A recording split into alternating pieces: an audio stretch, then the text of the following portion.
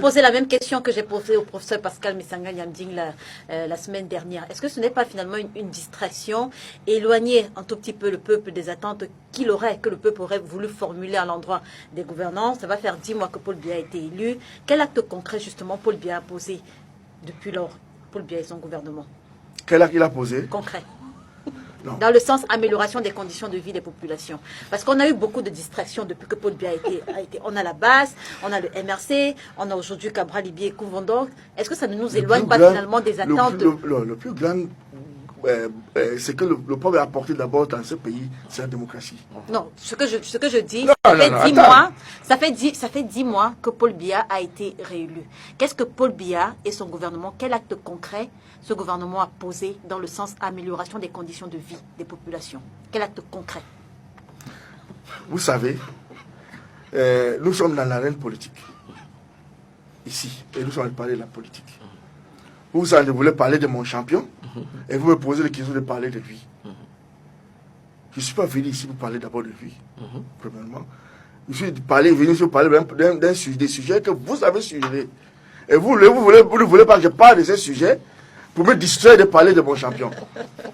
Bon. Maître Julius, vous savez, non, attends. C'est une pirouette. Maître Julius Sachou. Donc vous allez vouloir maintenant enlever ma réponse à ce sujet pour parler d'autre chose. Ça dit tout le monde parle de Cabral Libier et le professeur Gondor, mais moi je parle de Paul Biya. Maître Julius Sachou, je suis encore celle qui formule. Premièrement, vous avez demandé que est-ce que c'est le RDPC qui a l'utiliser? Quand j'ai voulu répondre, vous avez changé. Non. C'est pas juste. Je trouve pas ça clair. Vous étiez le premier. Vous étiez le premier à prendre la parole sur ce sujet, Cabral Libier et le professeur Kouvondor. Là, on est en train de sortir du sujet. Et je choisis justement de sortir avec vous. Avec un autre sujet. Justement, je fais le parallèle. Est-ce que ce n'est pas finalement une distraction? Est-ce que le RDPC n'utilise pas tout ce qui se passe dans l'opposition, tous ces sons dissonants qu'on entend au sein de l'opposition? Est-ce que vous avez entendu parler de ça? Pour justement distraire. Est-ce que vous avez entendu parler de problème? Est-ce que le RDPC n'en profite pas justement? On n'en a pas besoin.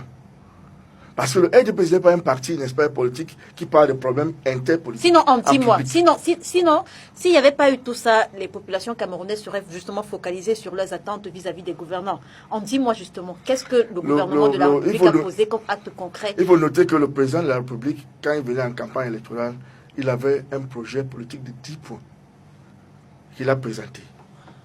On en a analysé à maintes reprises. Nous sommes en train de l'élaborer. En 10 mois, vous voulez qu'on fasse la magie? Ça prend du temps. Regarde par exemple. Le dialogue. Non. Le dialogue a été annoncé. Le dialogue n'était pas parmi les points que le chef de l'État avait proposé comme son projet de société. Mais à Maroua, il a Il n'y a pas de projet de société, il n'y a pas de discours. Ah, ok. Donc, vous voulez savoir ce qu'il a fait. C'était juste rapidement. Le simple fait que vous et moi, en train de respirer, cela veut dire que le chef de l'État gère le pays. Merci, maître Julius. C'est grave.